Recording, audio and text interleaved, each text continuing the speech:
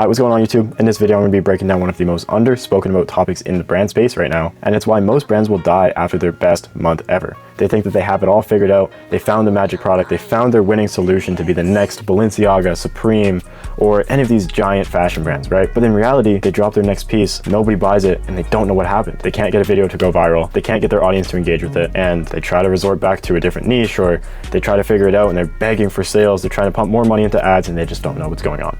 So in this video, I'm going to be breaking down why that happens and how to prevent it from happening, and most importantly, the solution to getting around the proper drop cycle month after month and have customers coming back for you, begging to buy your pieces, and keep your brand relevant month after month after month. So with that being said, boys, we're going to jump right into it. And this is going to be exactly why brands die after their best month, okay? And this is going to be how you stay relevant every single drop, keep your customers month after month, and it is a foolproof system. So follow along nice and close. If you deleted your best seller today, I need you to answer this question. Would anybody care about your brand tomorrow? And if the answer is no, then you just have a product with an audience and not a brand with a real community. And the difference that nobody really truly explains is that hype is attached to your products while relevance is attached to your brand. So if that product dies and that piece sells out or the color gets old, then you don't have any audience to stay with you. You just have that hype, you just have that virality. But in order to keep relevance, your brand is going to survive every time you sell out, every single season, and every single piece that you drop. And the trap that most people will get in when they find their best-selling product is thinking that they'll just restock. Now, I don't want you to think that restocking is bad by me telling you this, but relying on restocking that best product is the trap, okay? Number one, it feels safe. The winner already proved itself, so it feels like free money. Why wouldn't you just drop it again? It's gonna print, right? Number two, it teaches the wrong lesson. It teaches your audience that nothing new is coming. When you don't drop anything new, you're just constantly chasing new customers. And your existing audience that sold out that product in the first place has nothing left to buy. And number three, it pays less every single time because each restock earns less than the last because the surprise is completely gone. You have to understand that a drop is just an event, but a season of your brand is a complete story. And if you think about it like an artist releasing albums, each collection gets a theme, a name, a mood, and its own visual world that the drop stays in and lives in. Then old drops become chapters that people missed, and missing a chapter is what makes people show up for the next one.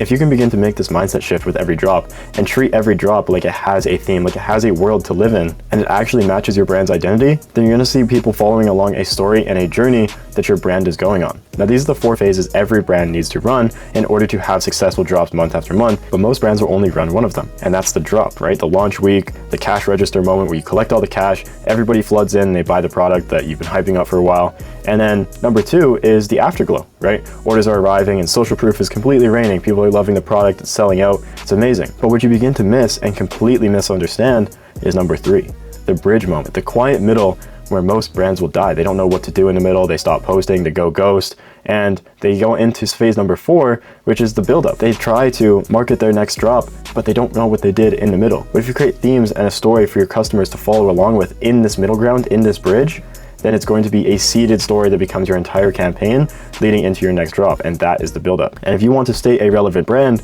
your calendar can never go quiet. You need to have all 4 phases throughout every drop. Now, one of the most important things I want to touch on is phase number 2. Like I said, phase number 2 is the afterglow. This is where orders are arriving and your social proof is raining, okay? Phase number 2 is the most wanted 2 weeks in clothing. You have fit pics, you have reposts, you have reviews, you have reactions, unboxing videos, packing orders, styling content, customer spotlights. If you are not selling here and you're not trying to boost your brand, then you are wasting this time in a brand. You're not just selling, you are proving that your brand posts quality. You're proving that people love your brand. You need to be taking advantage of this phase. But number 3, this is the bridge where brands die, okay? So if you take advantage of phase 2, you will not die in phase 3, okay? But the phase 3 is the bridge where everything goes to shit. Nothing to sell, so they go silent, and the silence is the killer, not the gap itself. It's okay to have gaps in between your drops, but when you don't utilize this time, that's when your brand dies, okay? You need to start posting identity content. Like I said, building a story, building a theme, and building a world for your customers to still live in and interact with you, even when there's nothing to buy. Start posting more founder-led content. Post a founder story. What does it feel like for the founder to have sold out and had their best month ever? If you have community rituals, you have interactions with your community where they've already bought your product, they've already been loving it, post challenges, interact with your customers, have them post their best outfits and show you that. And then if you can start hinting of what is coming next, that's even better. You should always be planning ahead as a brand owner. You should always have things lined up so that your brand is never silent and customers are never left guessing. Now, if you can understand that the gap is the marketing, you are going to win with your brand in 2026. Because once you have a successful drop, you want to restock that product. You know that it's proven, but like I said, the restock is just done so poorly. And evolution beats a restock every single time. If you can bring in a new colorway or a different fabric or an updated graphic, a version 2 of your winner, or even a matching set, something that actually complements or goes with the restocked product, that's how a restock wins. Just doing a restock in itself is boring. It's done over and over, and that's why it never works. But when you can introduce a new fabric or a new colorway or a new product alongside the evolution of the restock, that's when it's going to win, because it's familiar enough to carry that demand, but it's new enough to still be a new drop. It's new enough to still bring everybody back in. Everybody that already supported you, everybody that already bought that winning product, they can come back in and feel like it's something completely new again. And your restocks just reward rating. Like I said, the restock is boring. People are like, oh, if they missed out on that product, they're just gonna wait for the next time it comes around. But when you have evolutions of your winners, that's when it rewards buying fast, because you're constantly iterating, you're constantly bringing new things to the table, and every decision that you make, you are training your customers' behavior. And when you have a lot of hype for this product, you have this winning product, you need to be harvesting the hype. And this is something that nobody really understands. Most brands will just focus on the revenue. They'll focus on, oh, I have all these orders coming in. My brand is doing amazing right now. I have all these people wanting to support me and buy my products. This is awesome. But what they don't understand is that because they have all this hype, because they have so many people wanting to buy into them, why are they not trying to harvest those people and keep them long term? Why are they not trying to bring in 2,000 new phone numbers or 2,000 new people into their Discord community and keep these people in a loyal community that stays with them long term, month after month? And your sign up intent is never going to be higher than the week that everybody wants your product. Nobody's going to remember who or what they signed up for 2 weeks ago on their SMS. But when they see a brand that they've been following and you've been nurturing through your content, you've done other customer retention tools throughout this marketing campaign leading up to the drop to have a customer excited for the drop, and then you open the store and they want a cheeky discount, they're gonna go and sign up for that SMS. Make the discount, make the incentive to sign up with you so much more aggressive than in the 2 to 3 weeks of your marketing campaign. But most brands will just focus on the revenue on drop day and don't focus on how much they can actually compound after that successful drop day. Now, this right here is how you're going to keep your customers engaged month after month. You have spectators that watch your content and you're talking at them. You're just hoping that they like what you're doing and you're just hoping that they are going to buy your next drop, right? They're just watching. When you have stakeholders, when you have people that are actively voicing their opinions on your drop, they're going to show up every time, and you let them vote on a colorway or you let them name a piece and you post 2 samples and you ask which one is going to be part of this drop. People feel a sense of ownership and they want to buy what they helped create.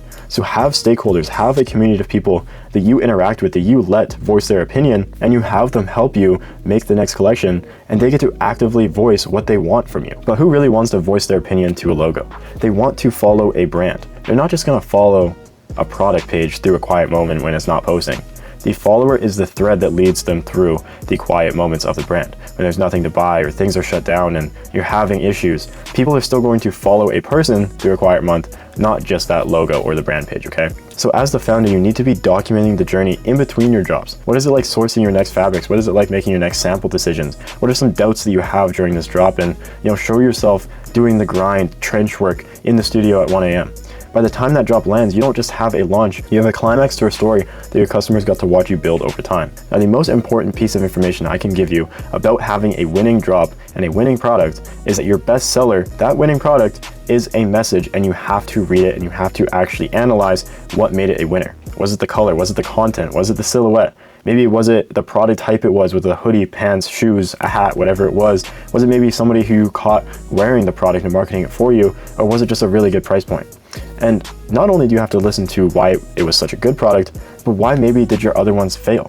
And every drop is going to teach you 2 lessons. Most people only read the winning one, but you need to understand both sides of it.